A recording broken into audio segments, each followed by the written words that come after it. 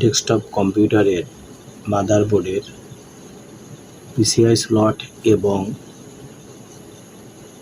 Video স্লটের মাঝখানে যে 4টি ক্যাপাসিটর থাকে, এটা সাধারণত খারাপ হলে কম্পিউটার মাদারবোর্ডের কোনো ডিসপ্লে ইউনিট কাজ করবে না। এটা সাধারণত ব্যাকআপ ব্যাটারির পাশে থাকে।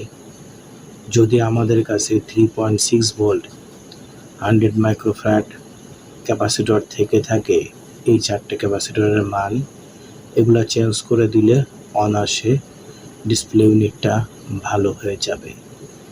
যদি না থাকে তাহলে পুরাতন কোনো কম্পিউটারের মাদারবোর্ড থেকে যদি ফুলে না যায়, ক্যাপাসিটরগুলো নষ্ট না হয়ে থাকে, তাহলে এটা চেঞ্জ করলে 100% ভালো হবে।